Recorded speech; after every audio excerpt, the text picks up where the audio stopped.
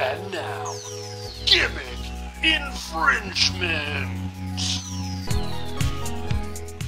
Welcome, everybody, to the Gimmick Infringement Podcast. I am Brad Winchester, and with me, as always, is my tag team partner, Tyler McDowell-Blanken. Tyler, it was a weird segue into this, but it is Sunday. It is later than usual for a good reason that I know we'll be talking about shortly. And it is so nice outside. I know it's hot. I know it's sunny. I know it's cloudless. The sun is merciless out here, but it is so beautiful in Arizona this time of the year. How are we doing? Yes, sir. You know what time it is. I concur with everything you said. I'm blessed. I'm thankful to be here with you. I'm also thankful for this week because not only, Brad Winchester, are we dropping Gimmick Infringement. I mean, obviously, if you're listening or watching, you know what time it is. It's Monday. If you're listening, it's a different day. Whatever. We appreciate you. But also this week, on Wednesday, we are going to be joined by the great Emily Olero-Jones of the Female Driven Podcast. It's summer. We love film around here, so we had to bring Emily back for our annual tradition to talk this summer in film. So check it out. Support Emily. She's at Female Driven Podcast. I'm so excited, Brad. We had a great conversation with her. We recorded with Emily just before this, and now here we are. But again, that's going to drop this Wednesday. Before then, on this here episode, you and I have a lot to debrief. Wrestling, professional wrestling. It was a busy weekend. Let's see what we have. Man, was it busy. First, TNA Against All Odds. We're going to have the return of a live event Jones segment on this episode. We are also, before that actually, we're going to get into Worlds Collide talk, Money in the Bank talk. We need to react to AEW Fyter Fest. 4-hour Wednesday, yeah. Donald Trump, President Trump, and Elon Musk. Biggest and best feud in all of pro wrestling right now.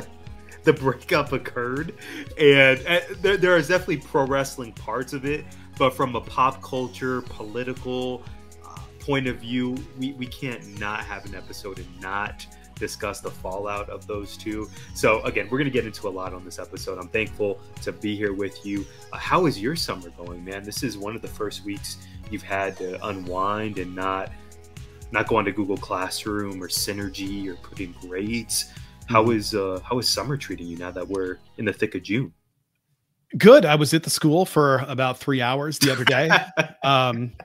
I plan on being there tomorrow for a giant chunk of my day. I take back everything I just said. Man, do you see this dedication? I know the people on YouTube, I know wherever you're listening to us, the people feel that dedication, Brad. You are a hero, sir.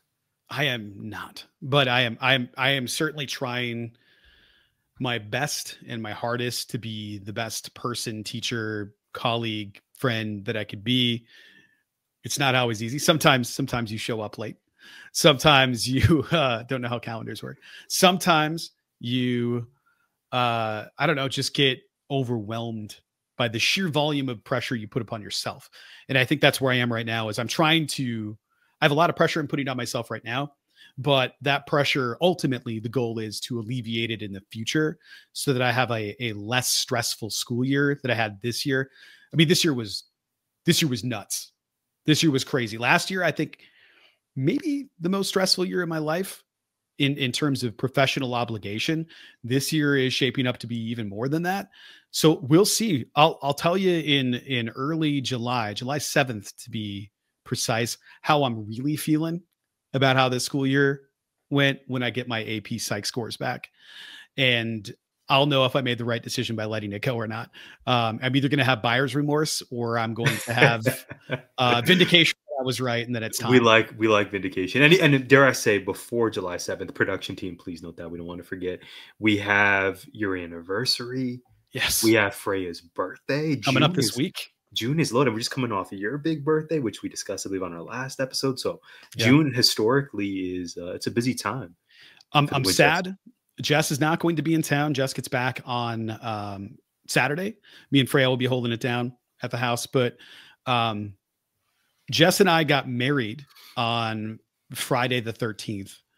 And we have a Friday the 13th coming up here. And she won't be around for it. She'll be out of town doing her thing and putting in a lot of work and a lot of, I don't know, good vibes into the universe to help people that need help. And I think it's really cool what she does. I'm bummed that she won't be here for Friday the 13th, but it's just a day. It's just a day we'll celebrate when she gets back. It'll be great. But yes, I was trying to do some math here and I was like, I don't know what is this? 17? It's 17. Yeah. 17. It's pretty crazy. That also means that we moved out here a little over 18 years ago, or about 18 years ago. I think it'll be 18 years in July that we decided to transition out to Arizona. Best decision that I think I've ever made in my life, outside of getting a squatty potty, which was a joke. I can't believe it's been 20 years. I love that for you. You know how much I love that you two are out here. And even though, like you said, okay, so she won't be in town for the day itself, your love extends far, far wider, far beyond just that day. And I'm sure once she's back in town, once she takes a break from, changing lives for the better, you'll have a nice dinner. Dinner is the move, right? We'll get a sitter for Fred, drop her off at the in-laws, and then we're gonna grub. Yeah, I got her a gift.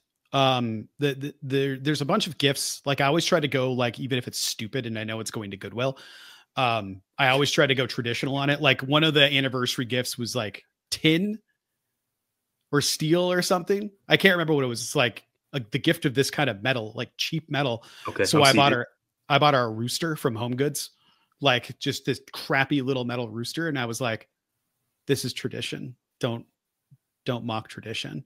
How did you feel about this?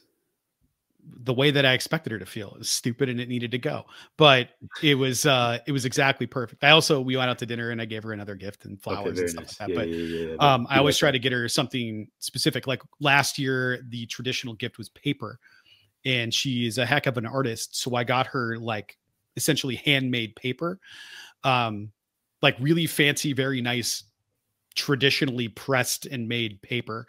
That I found a place that does it. So I got her that. I always try to go with the traditional gift because she likes jewelry, but it's like, if I get her fancy jewelry, like really nice jewelry, she's like, when am I going to wear this? Where am I wearing this? What am I dressing up for that I'm going to wear this?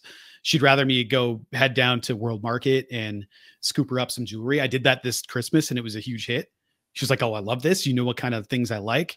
Like, yeah, I'll go the $20 necklace versus the $200 necklace. Like one of them shows thought and effort, and so does the other one. And the other one's just expensive for no reason. And then she can't wear it with everything because what am I going to do with this sterling silver or 100% silver thing with a gold doubloon stuck to the end of it? Like, when am I wearing that thing? Like, oh, look, I got a diamond necklace. Am I going to wear that to the Cheesecake Factory? Like, what are we doing? Yeah. So next red carpet. Yeah, it makes zero sense to do something like that, even though I know she would love it. It would end up being hung up in the closet somewhere in a security box, locked away. So try to do stuff that's a little bit more thoughtful than that. This year's, unfortunately, is furniture. Absolutely not. No, but I did get something for the wall. So this one has a little bit more meaning behind it. And I'm not going to say any more on the off chance she listens to this on her flight. So we're going to keep it there. But I just hope I'm always concerned about gifts, Tyler, because I don't know if I'm ever picking the right gift ever. Right? Speaking of picking, Jesus, the basketball playoffs are here and the action is heating up on Prize Picks, the best place to cash in on your favorite sports. Cash in on the basketball playoffs with Prize Picks. Don't miss your last chance to add your favorite players from the court to your Prize Picks lineup. Whether it's points, rebounds, assists, take your pick of more or less for your shot to win up to 2,000 times your cash today.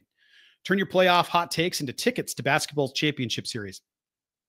Starting with the play-in round, every lineup you make on Prize Picks will enter you to the Takes Two ticket sweepstakes, which could get you and a +1 a VIP trip to the ship. Might be kind of difficult to do that now, but I'm sure you can still win and hopefully get there to what might be a game 7. We'll see what happens.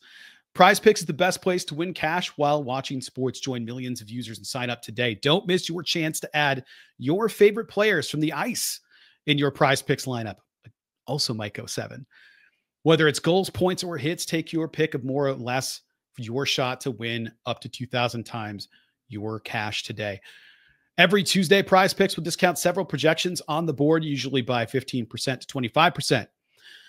Flex Friday, make sure you opt in and tap on the checkbox in your lineup builder to be eligible for the protected play. Choose squares from any game on the board. If your lineup does not win, you get your net losses back in promo funds up to your promo limit as soon as the lineup settles. Gimmick Infringement is rocking with Prize Picks, and you should too. Prize Picks, run your game. Tyler, the Stanley Cup playoffs have gone into overtimes. There was a double overtime the other night, and I was thinking about hockey names and which wrestlers would translate as hockey names and which hockey names would translate as wrestlers. It's a game we need to play at some point. And I just need to give you a list of hockey player names. Like Draisaitl is such a great hockey name. I also can think that would be a good work name. That would be fun. Yes. Or even, okay, here's the name. Are they a hockey player or are they an independent pro wrestler? Independent wrestler, Matthew Tkachuk. Hockey player. Hockey player far. But I didn't say that with 100% certainty. No. This is good. Some of them are easy though, like I can never say Brabowski. I'm not even gonna try. Bob. That's why they call him Bob. That's why. Yeah, there's a lot of Russian names and a lot of Swedish names and stuff that pop in there. Kachuk, American. So and it begins with a T. So it's one of those things. I think this could be a lot of fun because there's also like just great names in the sport that I feel like our listeners and especially you will have never heard. And apparently I can't say. But outside of like Sidney Crosby and Alex Ovechkin, names that you've just heard. Of course. Yeah. I saw the Stanley Cup went into overtime. I think it was game 1. It must have been game 1. The Oilers Oilers won. Game 2. I saw that. Panthers got the dub. Yeah. And they faced each other in last year's Stanley as well. Both of them got better. It's crazy. It's crazy. But a lot of people are pulling for Edmonton right now because they want to see Canada finally win it. So I've heard. I don't know. I don't know how I feel about that. Like, I don't know if I can.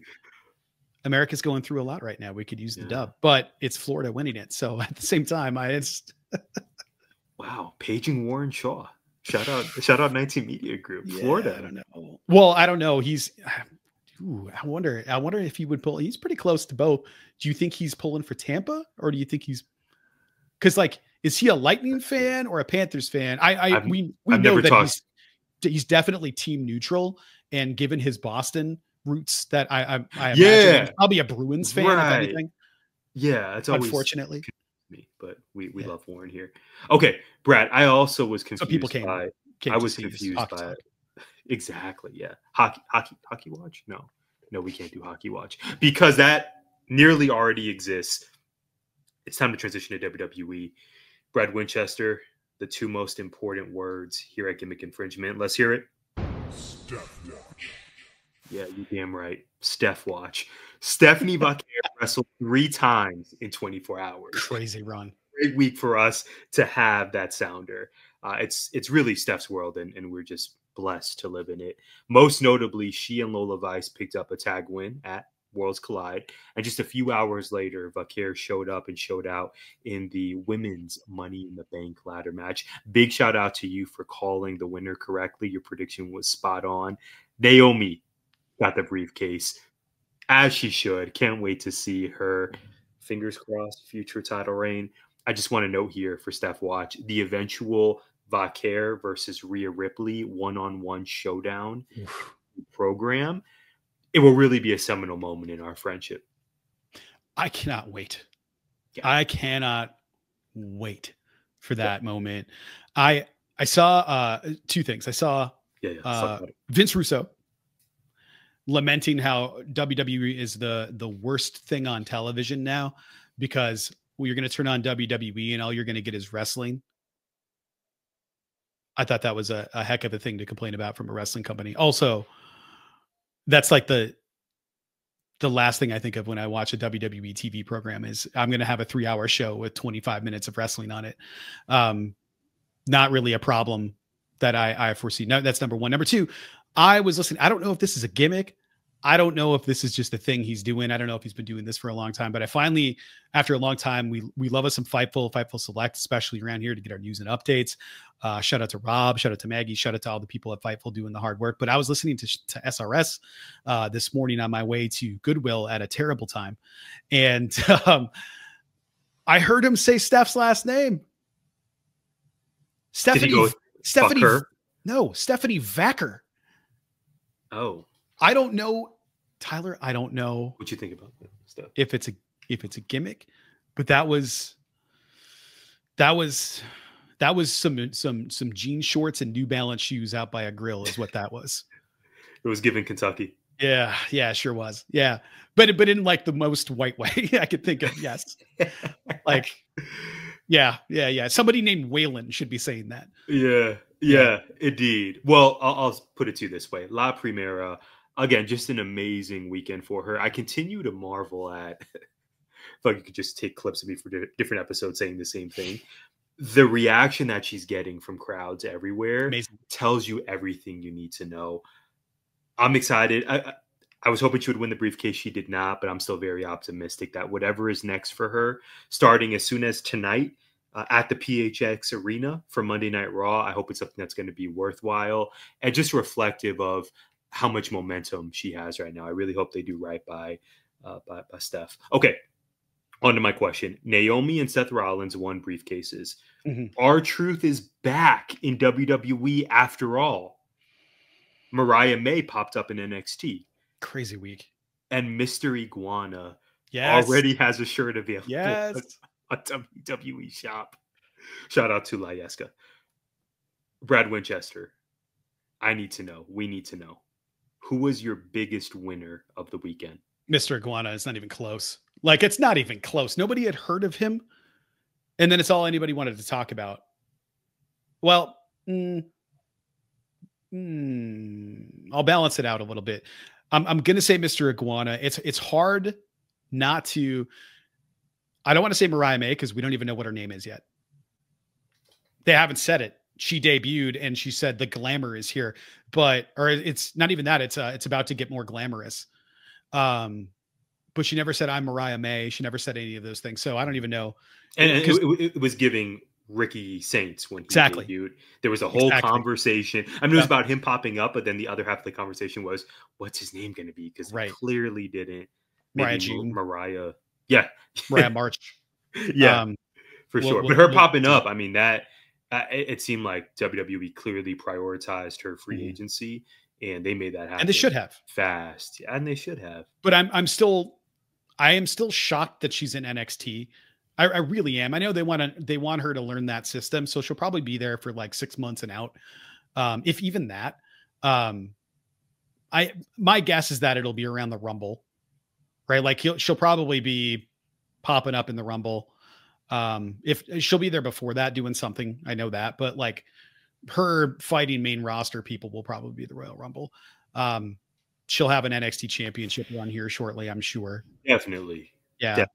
I fear JC Jane is going toward transitional champ because I really enjoy her work, but the pieces, the way she won it, all of it. The pieces seem to all fit that. Okay, JC Jane beat Steph, total shocker on NXT TV. Yeah, and now Mariah May is coming in.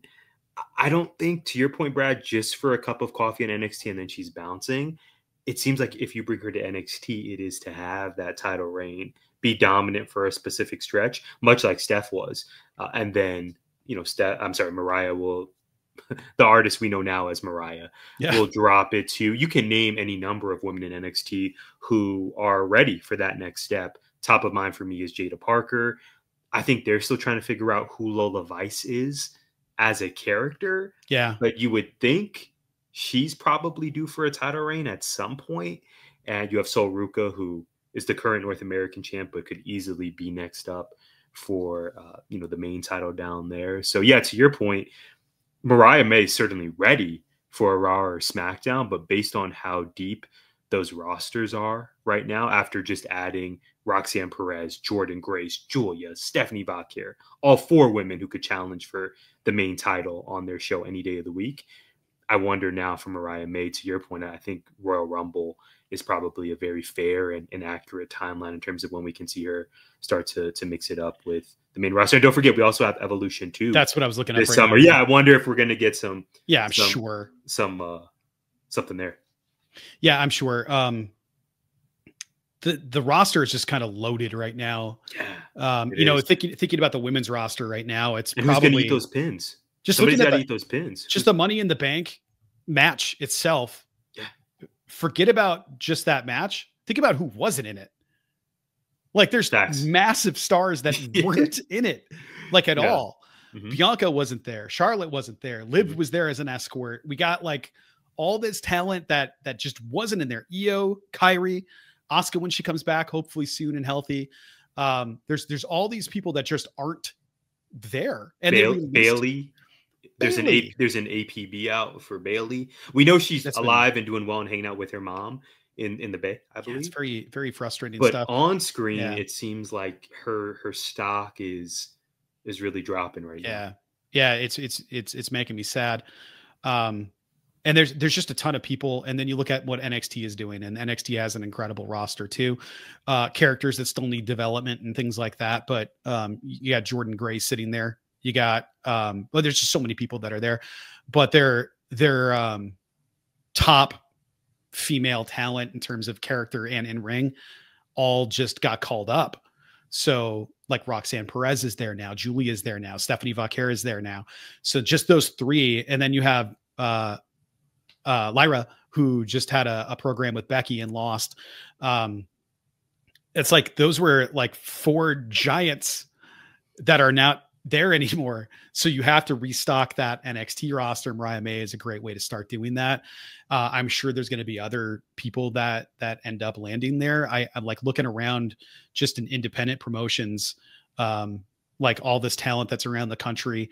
I was looking at the Arizona Wrestling Federation event for the 28th.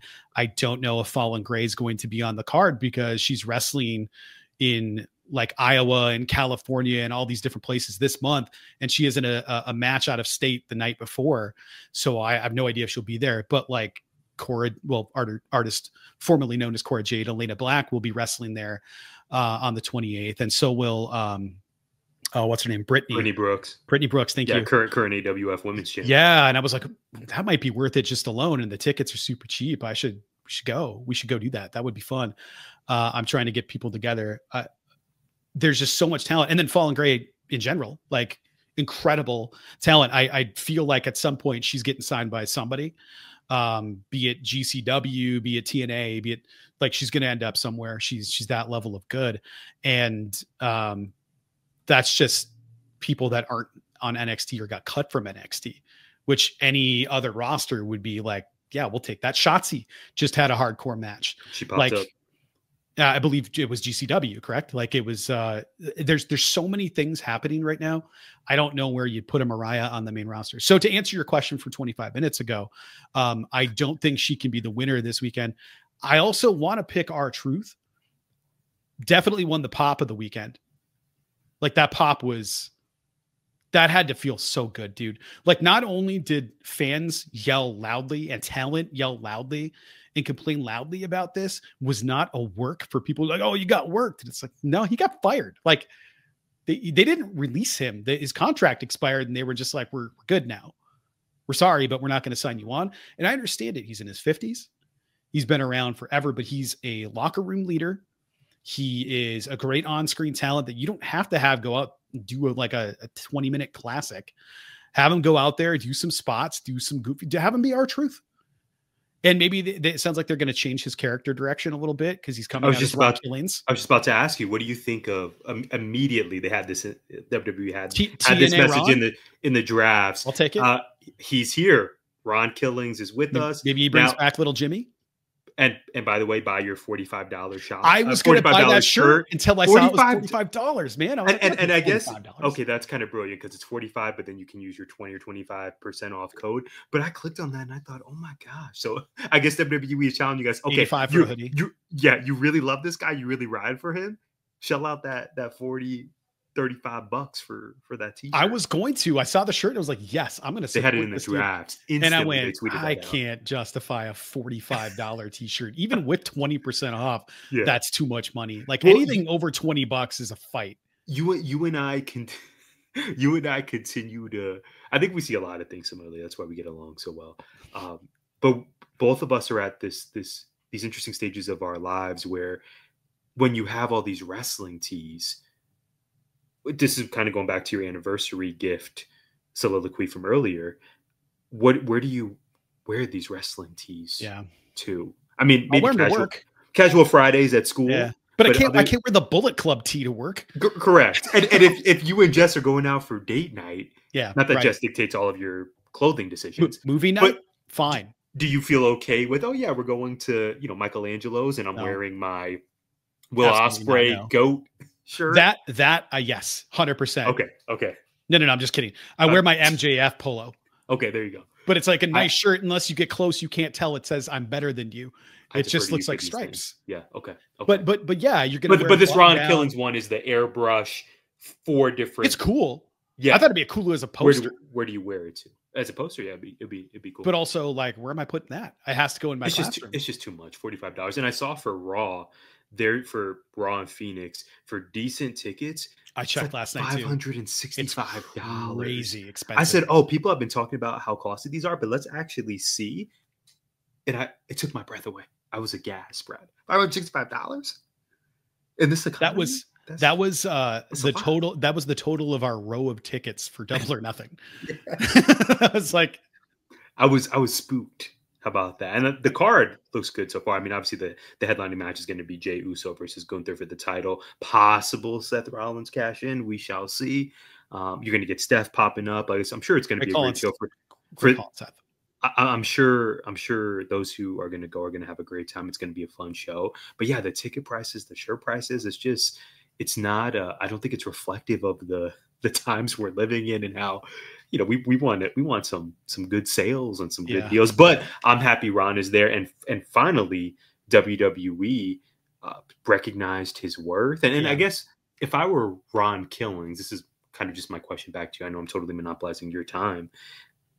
How would you feel about, because you and I have been in professional situations and settings where, okay, I maybe don't feel like my value is being recognized. Yeah. But then in the case of Ron Killings, there's this groundswell of support. They were chanting, "We want truth" in Tempe at TNA Against All Odds. They've been chanting it at SmackDown, NXT, Raw. How would you feel if you're Ron Killings that the company was not going to re-sign you?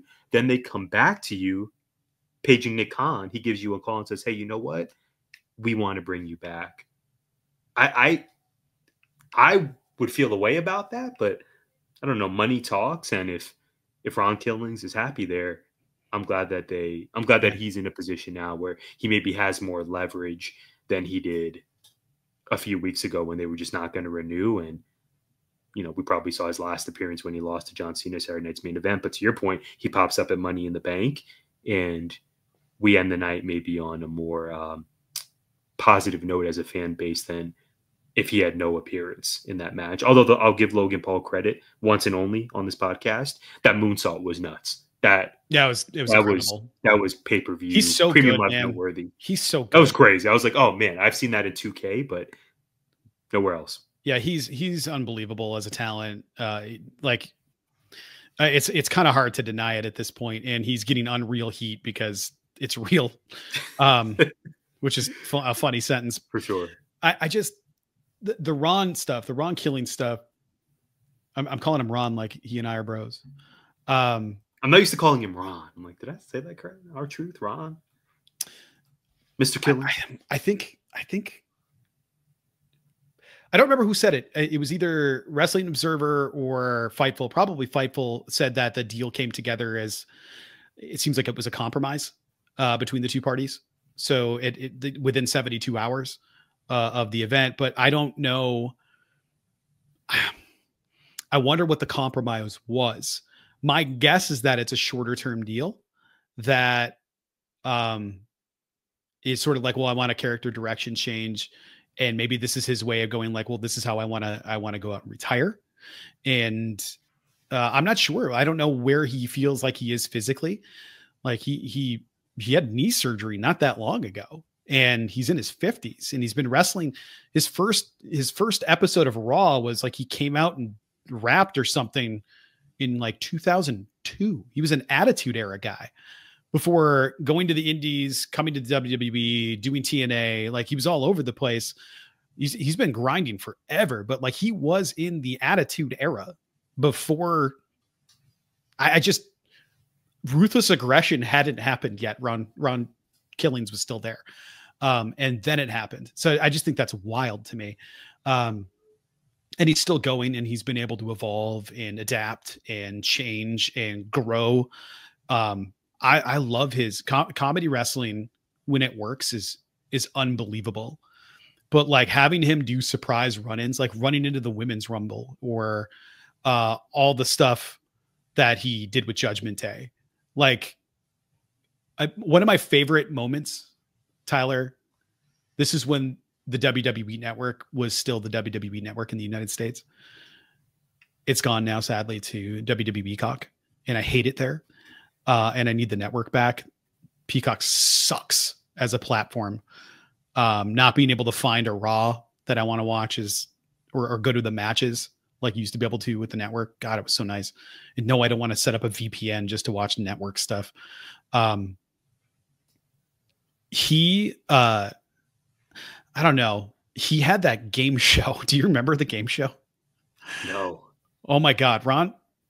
R-Truth had a game show during COVID that was on the network. That was like a 15, 20-minute thing. And he would just ask questions, and it was unbelievable.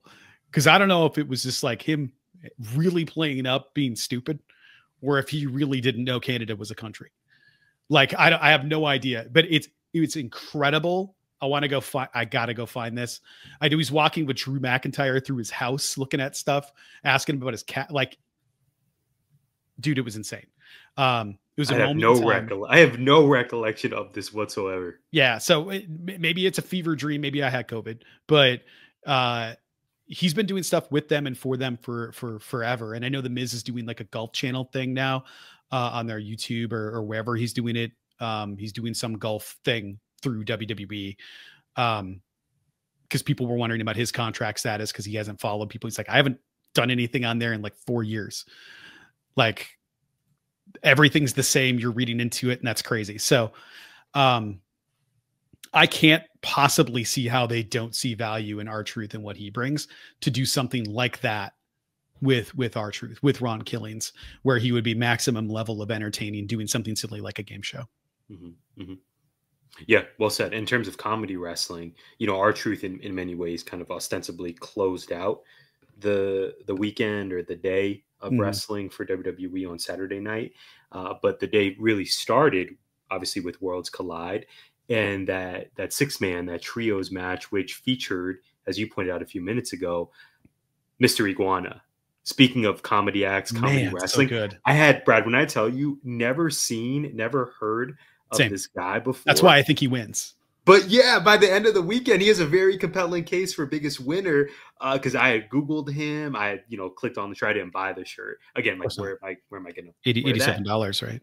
Yeah, and where am I going to wear it? But just in the match, the infusion of La Yesca, the puppet, the ham puppet, iguana puppet, and how the puppet took a Spanish fly from Lindsay Dorado, and it just. Okay. Like our pillows growing up did. Yeah. This is my final thought. To me, it reminded me of the great times I've had with you speaking about watching Orange Cassidy matches and how when we have someone in our lives, usually a coworker who we can trick into watching wrestling, at least for a few minutes, typically my go-to is, okay, someone doesn't watch wrestling, but let me send them this clip. Yes. Because I know they're going to laugh. I know they're going to have 100%. a good time with it. I think about you and I being at school and showing colleagues, Orange Cassidy versus Pac at Revolution from years ago. My next attempt will be likely showing them Mr. Iguana, because it was so entertaining, which is what wrestling should be. Yes. And there were so many good matches this week. And I thought Worlds Collide was refreshing because we didn't have sponsors filling up the ring, or at least on my YouTube experience, not Peacock, for Worlds Collide, you know, not being thrown advertisements every few minutes in rapid succession. So overall, Worlds Collide was a big winner for me over the weekend. And to your point, Mr. Iguana is definitely at the top of that list. But of course, Steph Vaquer, of course, R-Truth, Naomi. A lot of people had big weekends and are probably going to have, you know, huge Q3s here. Naomi, that one makes me nervous. I know Triple H, Paul Levesque more specifically, isn't a big fan of the Money in the Bank briefcase. So I'm hoping that Naomi isn't like a first women's cash-in loss. I hope they don't do her like that. But I think it's really cool that she got put in this spot. She's going to have this briefcase. I kind of hope she holds on to it for a while and really like builds to a cash-in rather than just some random run-in. I don't like those at all unless there's already a story built around it, because then the cash-in feels a little bit more hollow. They really need to build us wanting her to either not win it or wanting us to get to a point where we need to see her win it. Either one. Right now, I think it was super cool. The crowd sounded kind of flat on TV when she won it. Like they were like, "Oh, that's cool." I was pissed. I was yelling in my living room, and Jess was like, "What's wrong?" And it's like, "Nothing's wrong. This is amazing." She finally won. My favorite. She finally got put in the spot. It was the best moment. And can we agree the women's Money in the Bank greater than signed men's Money in the Bank?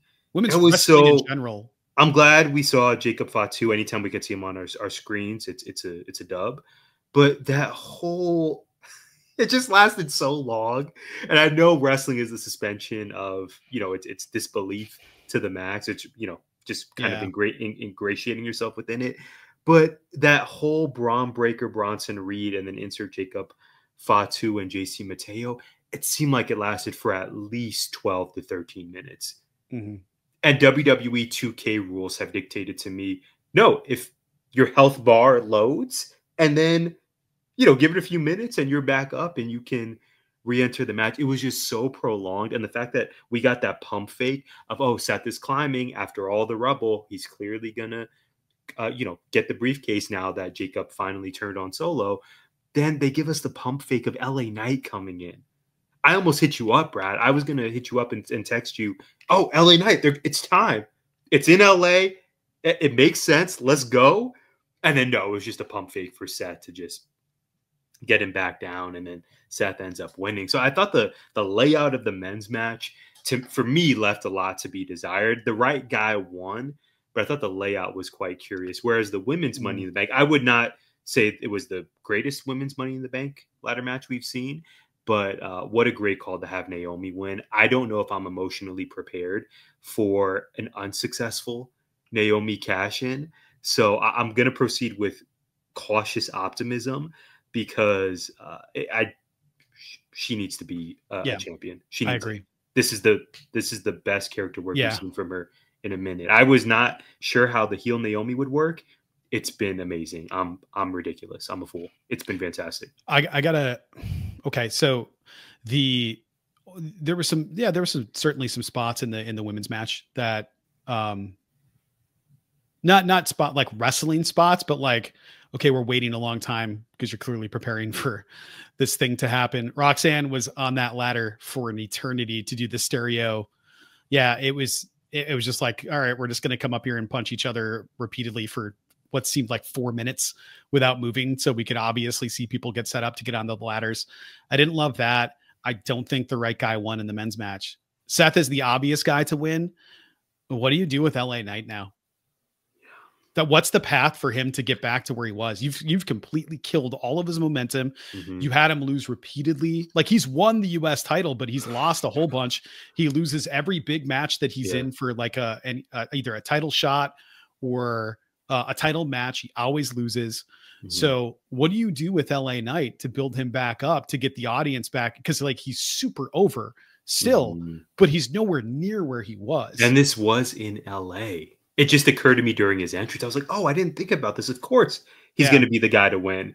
It's in LA. He's still over. Maybe not as over as he was, to your point. Yeah, because on the pre-show stuff, he was doing like the firefighter relief things. I don't know if you saw that, but like he was he was there with some kids and totally, because it was LA. And yes, it just makes so much sense to have it be in LA. But I just, Right.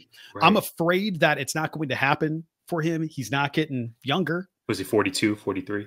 I looked it up over at the least weekend. I know he's in his 40s, which 42 or 43. You know, in modern wrestling, that's not a big deal. But he's been healthy. Yeah, and if he's ever going to win a title, it needs to be soon. Mm-hmm. And I think he's at a point now where he needs to go take some time off and make people want him to come back and give us that big return moment where some dastardly heel keeps winning. Maybe it's Seth. Maybe he keeps winning. Maybe the faction beats him down this week and he comes back in 2 months. Make us really wait for it. Give us a PLE, give us another PLE, and then have him come back at the end of that. Maybe he comes back at the end of SummerSlam or something. Like have it be then, and then just have the crowd go crazy. Because at that point, it's going to be like, all right, we got this fresh baby face. People love him. This is going to rule. This is his moment, and then build to that moment. That's the only way I could see it working. Because if you keep him around and he keeps eating pins or doing nothing, like feuding with somebody that in a feud that doesn't matter or whatever, it's eventually you're not going to care. And then people are going to stop doing the LA Knight stuff because they're not after the entrance. Nobody will care. Yeah. We like winners. We are a society. We're a country based on winning. We like to see people we like be successful. And to your point, he's lost a lot of the big matches and I don't want him to fade into obscurity. And I don't think he's the one to dethrone sponsor. I do not think LA Knight is the one to dethrone Cena either. And they're not going to have him go after Jay. Right. It's just not going to happen. Yeah. And maybe there's a case, okay, if your idea comes true, 2 months off, comes back, is there a case for repackaging him, let's say, as a heel? Yeah, as long as he stays this character and just is a heel. Because he already is. He's kind of a heel. Yeah, inherently, it's some of the like presentation The Rock, right? is like The Rock is a heel, but he got over with the crowd. Nobody cares. Right. It's kind of my thoughts about Anthony Bowens in AEW. Granted, the 5-tool player is different than the megastar. Yeah. But okay, they're baby faces, but the presentation, right, particularly for Bowens, which I think is why he is close to fading into obscurity on the card. But for LA Knight, and I wonder if WWE does the math and kind of does the calculus of, but LA Knight's one of our top merch goers. The kids love him. Does that factor into, okay, people will still buy heel does it for Danhausen.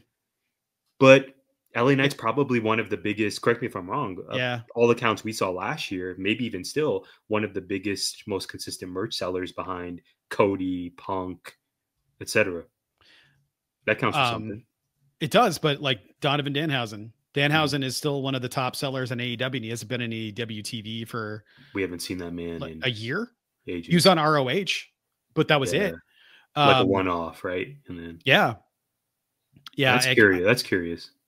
I'm looking right now. LA Knight, Randy Orton, Damian Priest are all up. I don't know. Google AI is failing me here. My question for you, you kind of already answered it, but let's get to it. R-Truth is back. Is Ron Killings. I love it. It was my favorite part of the weekend. So the easy question here: what are your thoughts about how this played out? How Triple H discussed it at the presser, and what they could have done differently? Yeah, I'm going to say this with my chest. R-Truth was my biggest winner of the weekend because he went from literally, easy for me to say, being unemployed here in a few weeks, potentially, even though we know he was going to be a hot commodity across the indies and what have you. But he was going to go from being unemployed to now he is contracted. So that's a huge win. He's my choice. Man, Triple H, admittedly a man of many talents. I don't know that the post-event media scrum is an area where he shines. No, he's made some blunders during those things. I was talking with my dad about the shout out Pops. It just seems like it's such a repeated outcome that maybe he should pivot a bit. The response saying, Triple H didn't say it was at work, but he heavily implied, hey, did you, right? The journalist, the show, the reporter asked about Ron Killing's contract and what was going on there, and exactly what you said, Brad. Paul Levesque, Triple H said, did you enjoy the show? Did you enjoy it? Mild. It was a part of the show.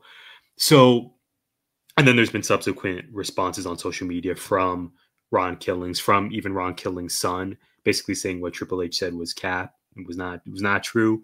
Yeah, so that leaves a lot to be desired. I think there's something to be said for honesty, particularly in that environment when the whole idea of the media scrum is, yeah, some of it's in character, but ideally a lot of it is you can continue to blur the lines and even maybe be more truthful than you would on the actual program. I thought it would have been a better play for sure for him to take the it's a part of the show, just enjoy pal vibe. But in terms of how it all went down, man, like I said, I'm just happy that the fans' voices were heard. To me, it's giving some of that Daniel Bryan, Kofi Kingston. Oh, okay. When fans' voices align, it becomes undeniable that this is what we need to lean into. So I'm just happy for Ron Killings. I'm happy for how many fans were just repping for this dude and really seemed to move the needle in his favor. Because like you said, that was one of the best, if not the best. It was your favorite moment of the weekend for him to pop up and cost John Cena that match. But the aftermath, why create an unforced error and why have people troll you online when you could have just perhaps been a bit more forthright? But you and I are online pretty often, Brad. There's a huge portion of the WWE universe that doesn't care about this stuff at all. Yeah. So I also recognize, I think we continue to exist in this IWC bubble where we care about it because it's a conversation online, but I don't know that that's going to stop people. Triple H's media scrum is going to stop people from paying anywhere of $100 to $600 to attend Raw in downtown Phoenix tomorrow. I think people just want to see folks they like on screen. We're getting that with Ron Killings, and we'll see what this pivot is going to be with his character. I'm just happy for him. Yeah. Media scrum be damned. I'm happy that he's going to continue with this company, and I just can't believe we're here, man. It seemed like you and I were already forecasting, he's going to pop up in Ashe. What would he look like in TNA? Is he going to come to Bullshooters? Maybe we'll see him at the AWF, the Arizona Wrestling Federation, All-American Grand Slam. And then, no, psych. Triple H says it was a work. We're a bunch of marks, and Arthur's going to be with WWE. I'm just happy that he's employed. I'm happy that he got his flowers near and far. Like you said earlier, that must feel so good to see those messages, hear those messages, and then hear the roar. That place, the roar of the crowd, unglued for him. Totally, got to be so good. Like when he shows up on Monday, that place is going to be thunderous. You're going to hear it in Glendale. It's going to erupt into the sky. The $500 seats are going to pop off. Like it's going to be crazy. So I feel really good for him. For him to go out, like when if ever has he gotten a pop like that? That hasn't been laughter. You know what I mean? Like I'm sure there's been a laugh pop, but that's it. Like, oh, ha ha ha. He came out and got killed by Nia Jax because he ran out for the women's rumble or something. You know what, Tyler? Embrace the mess. And speaking of messes, we got quite a big one to talk about. Play the music for what happened here. We got to talk Trump and Elon.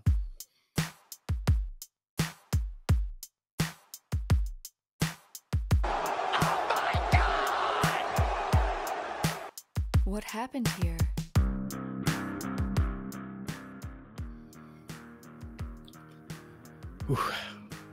Where to start with this, Brad? This is really pulling back the curtain. I have exactly 0 notes on this story. I am just going off of memory and emotion. Same.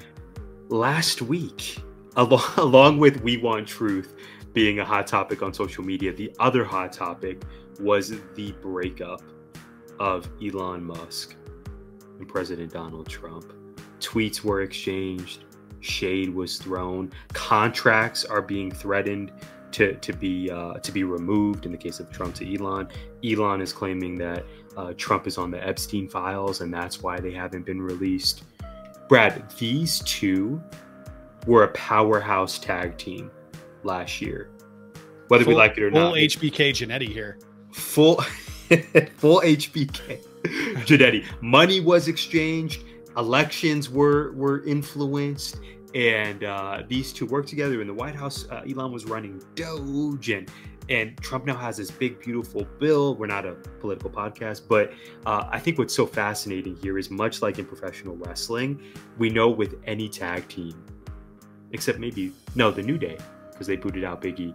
With any tag team, it's pretty inevitable that the breakup is going to happen. It's a matter of when, not if, in most cases. So my question to you, my tag partner, what do you make? What? Yeah, I know.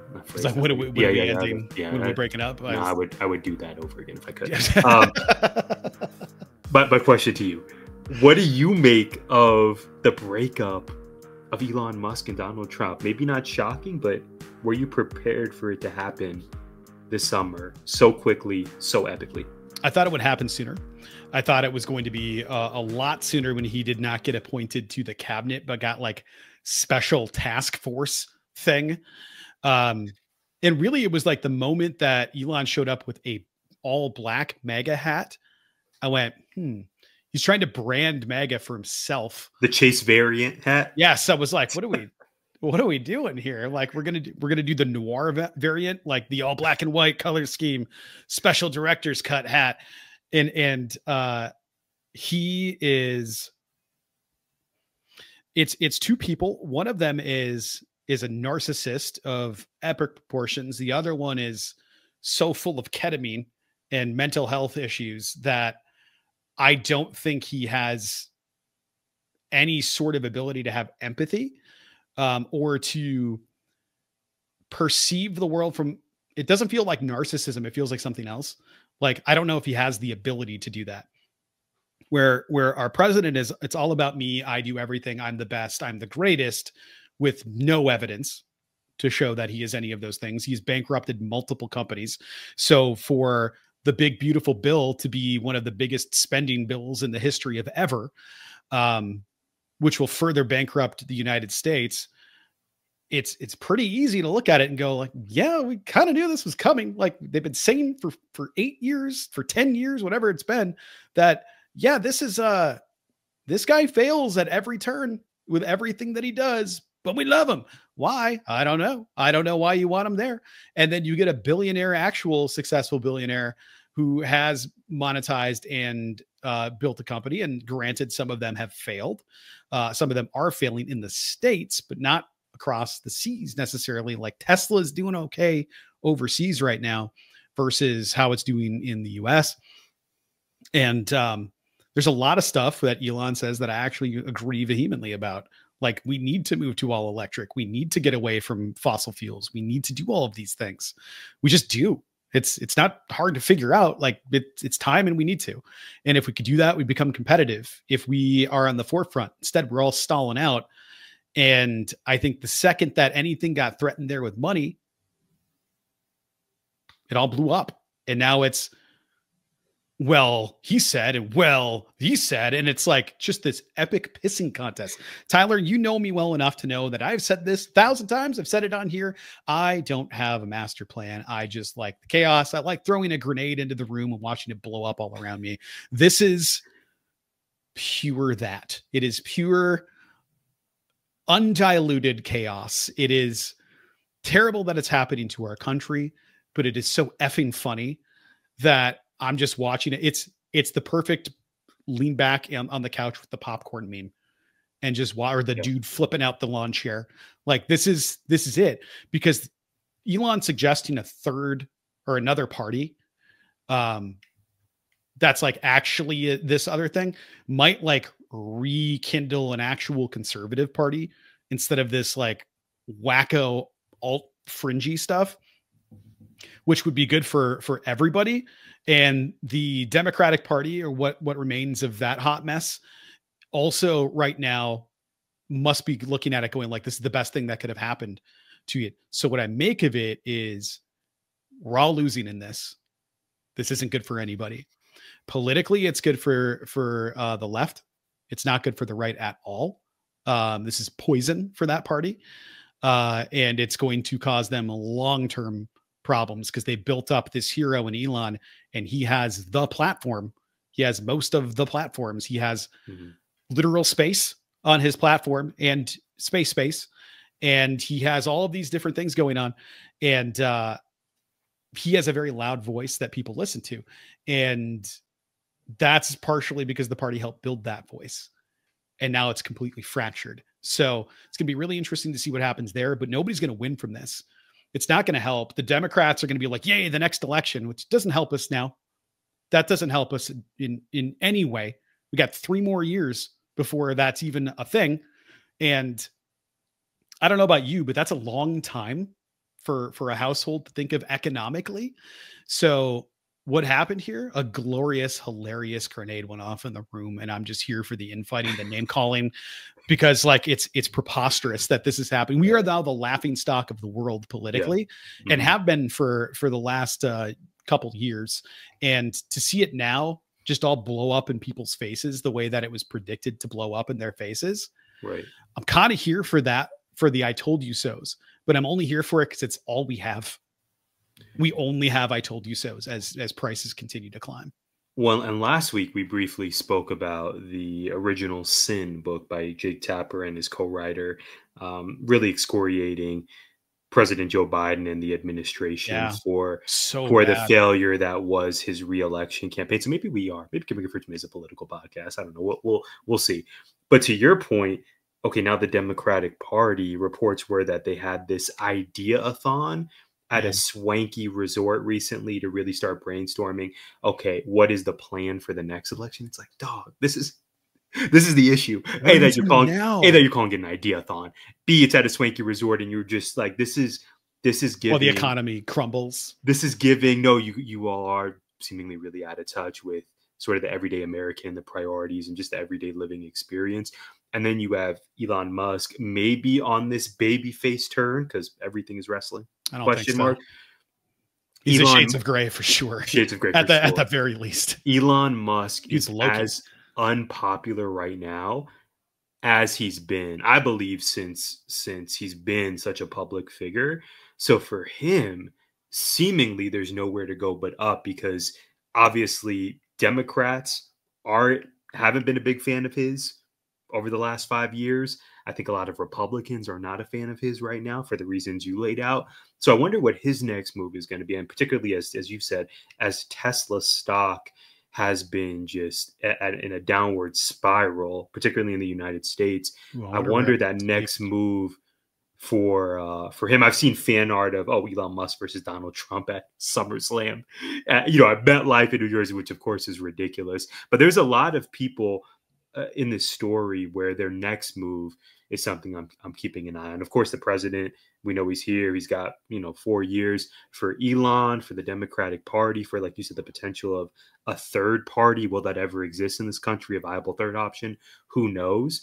But there's a lot to keep track of moving forward. And I think inherently baked into all this, there are a lot of pro wrestling elements to this breakup.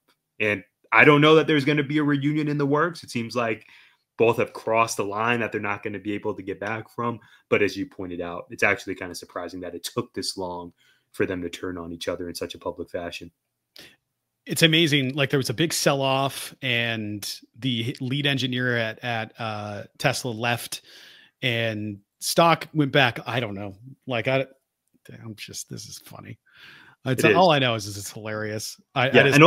It's so pro wrestling. They're cutting promos on each other. We're watching two billionaires fight each other. It's who's getting their head shaved. Yeah, exactly. It's funny. It's predictable. I just want people to have healthcare. I want to be able to do well and provide for people I care about. I want to see you do well and have the same opportunities. So I think heading into this week, it's okay. Let's continue to get these jokes off and monitor. And then also, hopefully, let's not let these two be a distraction to take us away from the priorities and the health of the country and the everyday Americans that, our elected officials claim to so deeply care about and are empowered to serve. Yeah. And let's stop cutting disability services. That would be great too. On that note, there's no transition. We could probably spend the next hour talking about how we feel about these things. But mostly I'm just here for the funny shots at each other. We need it. No, we need it. It's pure comedy.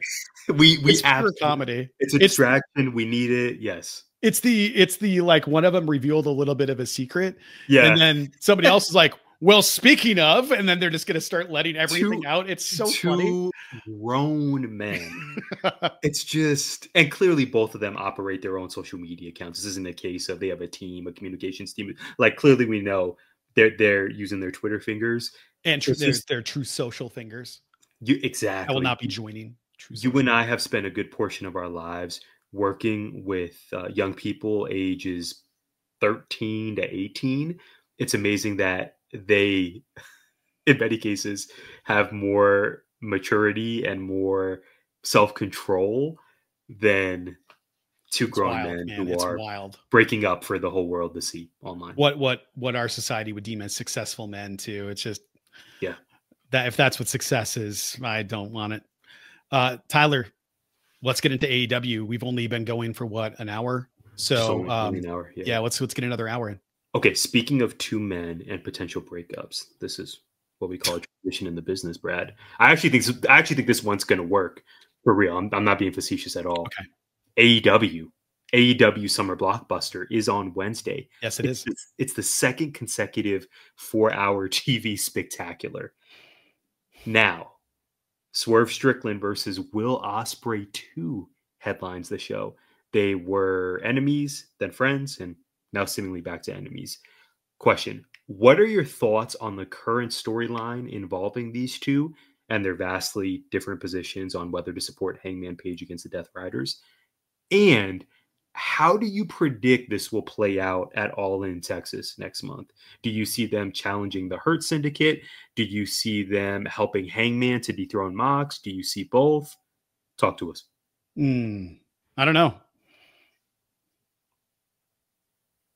It's the best I got. This is a great episode. Thank you all for tuning in. We will see you next week. I think the feud. I think this current there's a lot of different directions. Program, right? Yeah, I really like it. Like there's history between all three of these guys. Will not coming out on top more often than not. So I'd like to see Will get a win here. He's lost to both of them, correct? He has. That's part of the charm of Will Ospreay for me. Is by all accounts, he is so okay with losing to people. He even all the proposed time. It for the Owen. Yeah, he was like, but they were both advocating for the other, which is great. Awesome. And the reports were at Forbidden Door last year. Will Ospreay advocated for Swerve to beat him. Yeah, but also like, man, Will Ospreay is kind of the greatest wrestler in the world. He should be. I don't. Maybe there's a case where he gets the win back this week at Summer Blockbuster. And then we get Swerve Ospreay 3 at All In Texas. Is that something you'd be interested in? Maybe.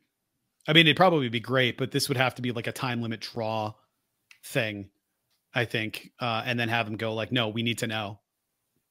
You beat me already. We just had a draw. I know if I wrestle you again, I can beat you. And then, okay, then we can be in. But I don't think they're waiting that long. I think it'll happen before then on some rando show that I'm probably blanking on, that there's probably something coming in.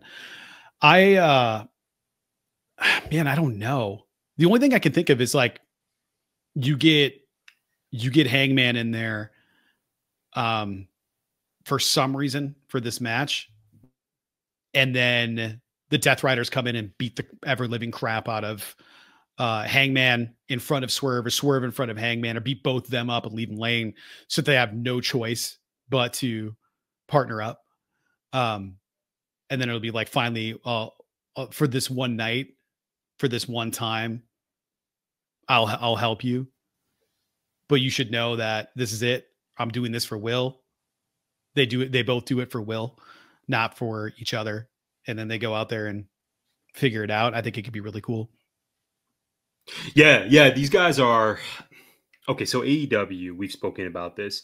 There are 4 main baby faces, all distinctly different. We root for them regardless. Hangman Page, Kenny Omega, and then you have Swerve and Ospreay. I don't think they can do wrong with this storyline. I'm so glad it's happening. It doesn't even need a title involved right now, which is fantastic. Clearly, they're invested in these two, as a company. What's throwing me for a loop is the face-off between Ospreay and Lashley that we saw last week. Yeah. based on how that went, I don't think that was just there just because.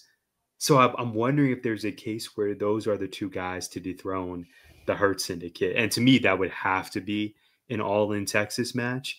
But Brad, it's tough. I think they're going to team together at All in Texas, whether that be against the Bucks or the Hurt Syndicate. I could see that opening the show.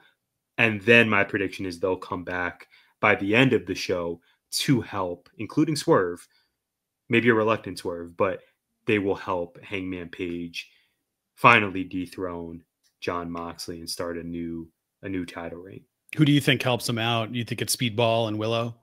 Yeah, it has to be Willow for sure. I could see Speedball as well, definitely. Maybe Eddie Kingston comes through if he's healthy. Oh, that would rule. I always want us to be in the or even Wardlow if he's done filming his project. You saw that too. That'd be great. Yeah. Made me feel really good that he's not just like disgruntled then at home, that he was healing up. Oh my gosh, yeah. And then signed on for a project. They were like, yeah, it doesn't make sense to have you come back to do something for a week and then have to leave again. Exactly. That made me feel so much better because you know how we talked about it a ton, how much we love Wardlow. He's got everything. Yeah. We thought he would have been champ by now. Yeah, and he probably would have been had he not gotten injured. So I'm hoping for big things for him when he comes back. Wow, I'm stammering here. Fyter Fest, Tyler, it's over. Tekla has debuted. Boy, if they say Spider or Toxic Spider again, I'm going to go through the screen and punch them on commentary. My God, we get it. Spider, the Spider, it's Toxic Spider. Yeah, Spider is here. It's like, oh my God. And they're really trying hard to put her over on commentary. And I was like, you don't have to work that hard, Tony. Like, we got eyes.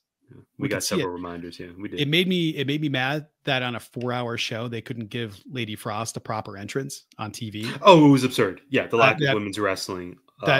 Yes. Women's matches on, 4 hours. Egregious. Under 15 minutes total in ring time. Absolutely. Unacceptable. Yeah. Unacceptable. So that was one of the things that I took away from it. So what are your thoughts about these 4-hour TV events that inevitably prevent overlap with WWE huge weekends, a UFC fight, whatever, hockey and basketball playoffs, I'm sure is why the move happened. What do you think about them to avoid the overlap on collision days? It's not great for me in terms of summer blockbusters this week. In terms of the aforementioned Fyter Fest, I did not watch it all in one sitting. It's I had it on. Yeah, it's too much. Yeah, it was a lot. And if you are going to have these 4-hour events, and maybe there is business credence for the reasons you laid out, Brad, you have to build these events to be must-see. I may not be able to sit down for 4 hours on a Wednesday night to watch it all, but make it as close to appointment viewing for me as possible. Yeah. I think they've shown some improvements, TK and company, for Summer Blockbuster, because we know we're getting Swerve versus Ospreay. We know we're getting Ty Mello's return match. That was awesome. With Anna Jay. Yeah, I believe Queen Aminata also has a match against the Toxic Spider. I don't know if you heard they call her the Toxic Spider. Tekla. That's going to be incredible. So you've already given me 3 matches that I must see on Wednesday coming into Fyter Fest. Yeah, there were matches announced, but I'm more excited for these 3 matches than probably about anything that was announced for Fyter Fest. But 4 hours is just a long time, whether it's in the arena, whether it's at home. So I'm probably going to have to chunk it up again, where I will maybe watch half of it and then get to the other half on the weekend. So I don't love it.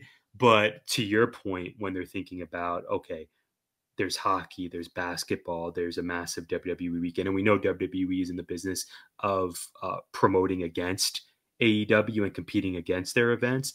I get it from AEW's perspective, but for my own viewing habits, it was just too long. And I have to, I know I'm not going to get through it in one viewing. There's probably going to be a 48 to 72 hour buffer from when I start this thing to when I complete it. But by that time, there's spoilers online, there's podcasts. I'm like, oh, well, that kind of ruins the live experience for me, because at this point, storylines have been advanced by the time I get to this on Saturday, and I'm not as invested as I would have been had I been able to watch Unless somebody's like, you have to go out of your way to watch this match. But then you're watching the match and not all of it. You know? And let's keep it a buck, Brad. Let's keep it a young bucks. At this stage in my life, by the time the clock hits 8:15, 8:30 in the evening, it's very possible I'm dozing off or I'm starting the night routine. Sure. I'm flossing, I'm cleansing.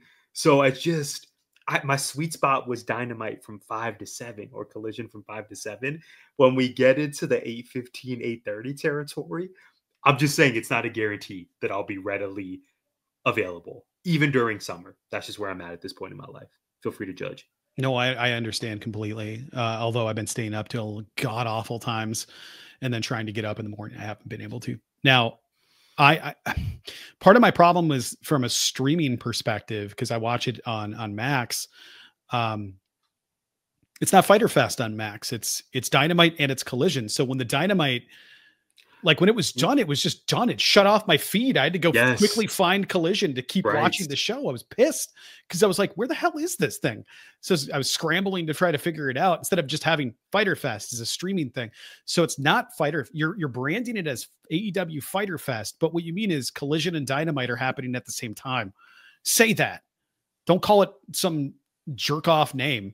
Because you're like, we're going to really get into this cool branded name thing. You'll never find that when you look it up, but it's going to be really cool branded. We got Summer Blockbuster. Don't look up Summer Blockbuster. That's coming up next week. It's not coming up next week. It's Dynamite and Collision, but it's going to be Summer Block. Oh my God, help me out, man. Like, help me out. So it's just really annoying that it's like from a streaming experience, frustrating to try to figure out like where to go. I think about people that, you know, like I'm not an idiot. It wasn't that difficult for me to figure out when my stream ended what was happening. And I think Shivani threw in there like the Dynamite hour is over and next is Collision, or whoever said it on the thing. I was like, damn it. Okay. We went black and I was like, this event has ended. So I had to quickly get out of there with my Roku remote in the bedroom. And I got onto Collision pretty quickly because it was on the live spot, but it was just very confusing. And I'm like, okay, my parents wanted to watch this. They got no shot. No shot. If I wanted to DVR this, I don't think it's DVRing because it's unless you have Collision and Dynamite set to both record, you're missing half of it. So, and Collision might not record if it's that time slot that's recording rather than the show itself. So it shouldn't be a chore. It shouldn't be a chore. No, it should be easy to figure out. It should Right. be easy to figure out. But and with Fyter alas. Fest, along with the lack of women's in ring time, there was just so much.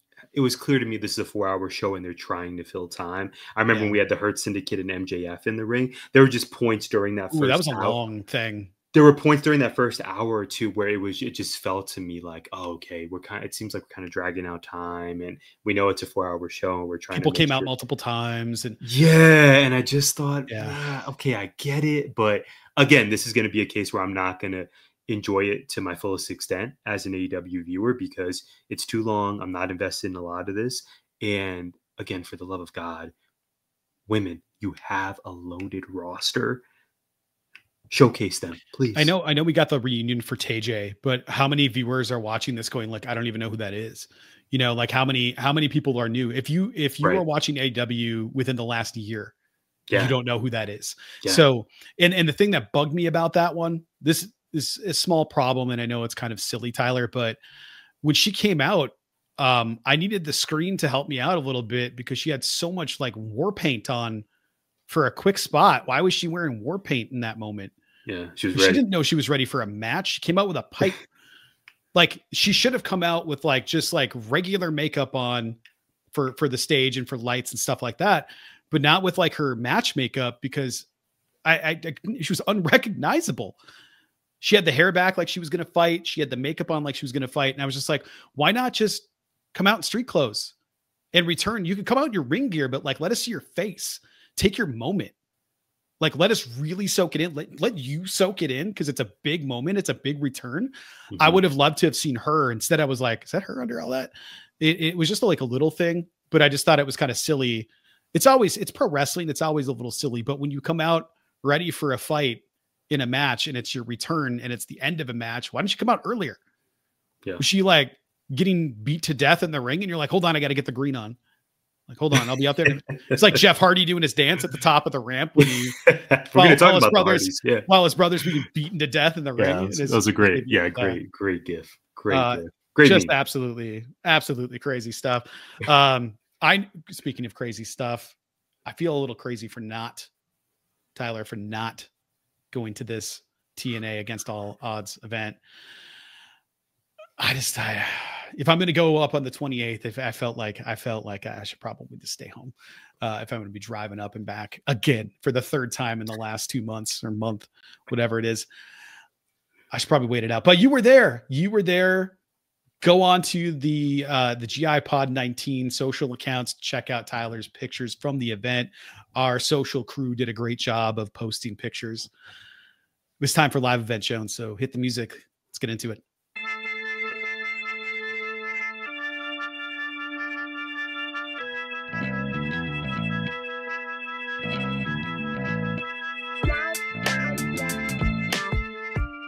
Shouts to the social media team here at GI.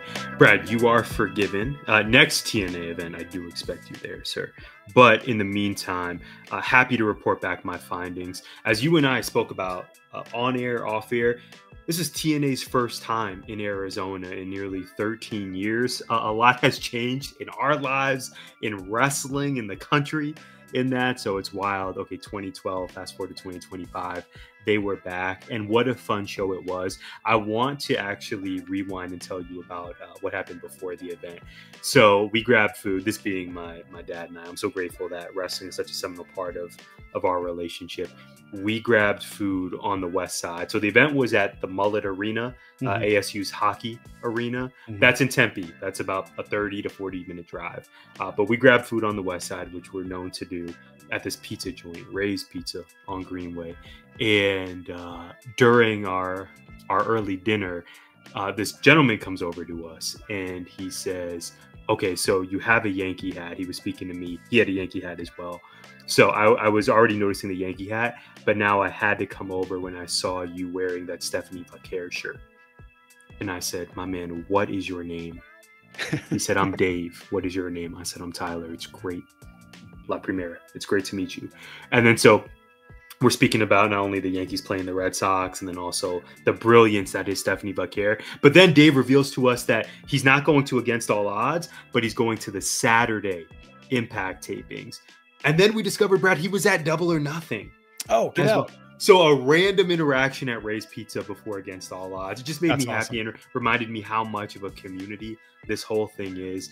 So that was great. That kind of led me to believe, okay, tonight is going to be fun. So then we eventually make it down to Tempe. Parking situation was super easy. Mullet Arena, this is my first time there. Beautiful venue. I think you would really, really enjoy it. So again, we get there, ASU's hockey arena. It seats 5,000. I would say there were at least 1,500 or so fans. So it wasn't a sellout by any means, but a lot of people showed up and brought the passion. That's cool. There were two dudes to my left. We had floor seats this time, row 4.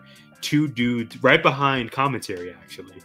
There were two dudes to my left who were awesome, Brad. You and I have lamented about the trials and tribulations of the fan experience being with other fans. Because you have people like Dave who instantly become the homies, but then you have other people who we feel less positive about. The two dudes to my left, I did not get their names, sadly, but they were awesome, Brad. They didn't even know each other. They weren't related to each other by any means. They came separately, but just solid fans, super respectful, good guys. We're rooting for the good guys, booing the bad guys. They were both big Trick Williams fans. I think was that them I heard in the yeah. And one of the guys was so one guy was saying "whoop that Trick," and the other guy was essentially playing the Booker T role. Sure, and was saying, yeah, I like it. That's Trick, man. So it was just like, oh man, these guys watch wrestling. They're funny. They understand the assignment. They're not inebriated. They came here for a good time and were just solid. So that's great. That just really made the experience. My dad to my right, so blessed. I just want to give a shout out to some of the talent here. Steve Macklin, Leon Slater, the entire Knockouts division. You saw the Inspiration. Yes. Popped up. So cool. They signed with Very TNA. jealous. Very jealous. Yes. Lei Ying Lee, Masha Slamovich, Killer Kelly returned. The Hardys were there. I don't think I've ever seen the Hardys live. That's dope. I did at TNA Against All Odds. You had Joe Hendry. You had Trick Williams. Of course, Mike Santana appeared as well. So this was a really, really great experience. TNA is doing really well right now from the business end of things. And you had fans there who were specifically rocking TNA shirts, right? I came with my Steph Vaquer, so I was not a part of that group. But you had people who entered the arena with TNA merch, and you had people who left with TNA merch. So I'm really eager to see how they continue to build specifically that TNA fan base across the world, but specifically in AZ. Brad, this was a major win. Shout out Dave. Shout out the two guys to my left. And whenever TNA comes back, we'll have to attend because this was a really, really fun show. That's and for awesome. Slammiversary, I still think Mike Santana is going to beat Trick Williams for that main title. Masha Slamovich, I don't know who she's facing. You get Indy Hartwell, you get Killer Kelly, you get Tessa Blanchard popping back up. But there's a lot of storylines worth investing in. And again, Brad Winchester, Leon Slater. If you remember one thing, if our audience remembers one thing from this Live Event Jones segment, Leon Slater is that dude. I think he's going to dethrone Moose at Slammiversary. Wow. If you've not watched Leon Slater work, please YouTube him after you check out Gimmick Infringement. He is amazing. He's in his early 20s, and he is so clearly going to be the face of the X Division. A lot to be excited about for TNA. That was Against All Odds. Shout out, Dave. Amazing. Now I'm really jealous. Now, Tyler, what do we miss? Yeah, well, what did we miss? Okay, I have two items. Number one, along with Monday Night Raw, the BET Awards are tonight. The BET Awards, it was a seminal annual summer experience for me growing up. It's really fallen off in the past few years, but this one is slated to have a 106 in Park celebration. I watched TRL, I watched 106 back in the day, and I have formative memories of spending hours watching music videos and watching celebrities on those shows. So really helpful for the BET Awards. It's the first time I'm going to tune in live in years, and I'm very, very hopeful for what's to come there. Total opposite, Brad. What I am not hopeful for, the state of the Phoenix Suns. You may have heard they hired a head coach finally, Jordan Ott, former Cleveland Cavaliers assistant. He's officially the HC of our Phoenix Suns. His press conference will be this Tuesday. The news also came out, reports came out that the Valley jerseys are going to return next season, the Valley jerseys from the 2021 finals run. I have no idea what to feel about the Phoenix Suns, Brad. I have exactly zero expectations for next season. I would imagine Kevin Durant is going to get traded at some point this summer. I want to go full scorched earth and go full promo of the week Jones on this, but I'm not going to. I'm going to protect my peace, my joy. I want Jordan Ott to do well. I want the Phoenix Suns to do well. I'm just not very confident that that will happen. In the meantime, go Mercury. What do we miss?